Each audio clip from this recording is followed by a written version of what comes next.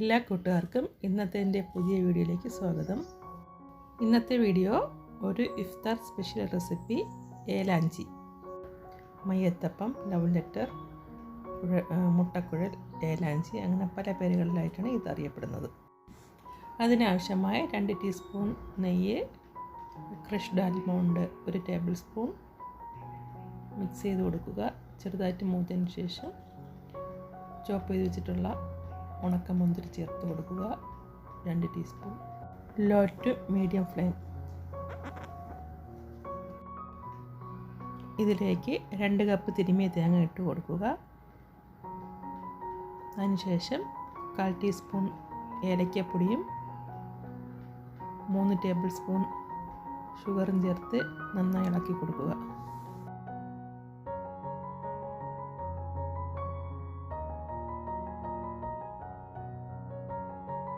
ഒരുപാട് fry ആകണ്ട.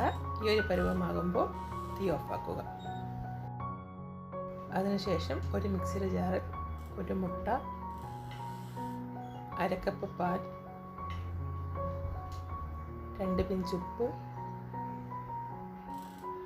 2 table spoon പഞ്ചസാര, 2 cup മൈദ ചേർത്ത് ആവശ്യത്തിന് വെള്ളം ഒഴിച്ച് അടിക്കുക. ഞാനിപ്പോൾ 1.5 കപ്പ് വെള്ളവും 1/2 കപ്പ് പാലും ചേർത്ത് 2 കപ്പ് ഇതിനാണ് അടിച്ചെടുക്കുന്നത്. ഈ ഒരു പരുവത്തിലേക്ക് അടിച്ചെടുക്കുക.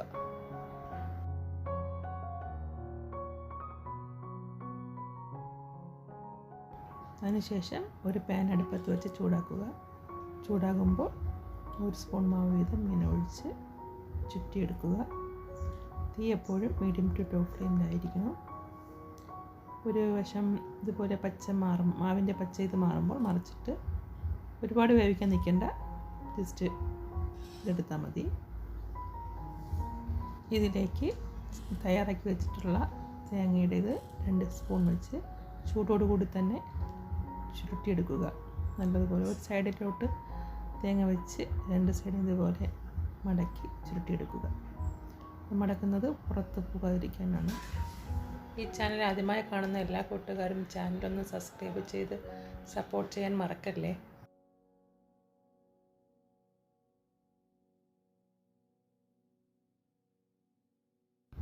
ഞാൻ ഈ ഒരു മാവിൽ തന്നെ 3 കളറിലാണ് ഉണ്ടാക്കുന്നത്. ആദ്യം വെള്ള ഉണ്ടാക്കി, ഇപ്പം മഞ്ഞയ്ക്ക് വേണ്ടി ബദാം മിക്സാണ് ഒഴിക്കുന്ന കളറ് ചേർത്ത് കുറച്ച് മാവെടുത്ത് കളർ ചേർത്ത് ചുട്ടതിന് ശേഷം അടുത്ത കളർ ചേർത്ത് ചുടാം. എല്ലാം ഇതുപോലെ 2 ടീസ്പൂൺ വെച്ച് ചൂടോടുകൂടി തന്നെ മടക്കിയെടുക്കുക. ചൂടോടുകൂടി മടക്കിയെടുക്കണം, അല്ലെങ്കിൽ ആ ഒട്ടിപ്പ് കിട്ടത്തില്ല.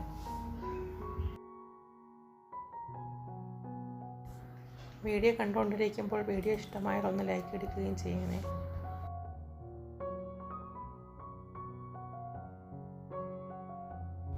അടുത്തത് പച്ച കളറാണ്. പച്ചയ്ക്ക് വേണ്ടി ഞാൻ പിസ്ത മിക്സാണ് ചേർക്കുന്നത്.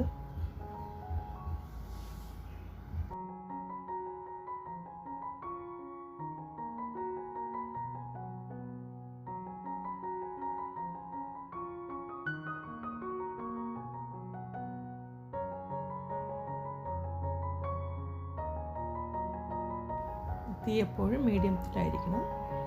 ലോയിലിട്ടാലും കുഴപ്പമില്ല, മീഡിയത്തിലായിരിക്കണം. മീഡിയത്തിൽ കൂടാൻ പാടില്ല, കരിഞ്ഞു പോകും.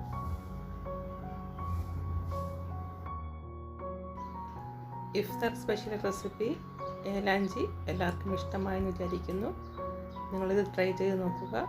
നോക്കിയിട്ട് നിങ്ങളുടെ അഭിപ്രായങ്ങൾ എന്നെ കമൻറ്റായി അറിയിക്കുക.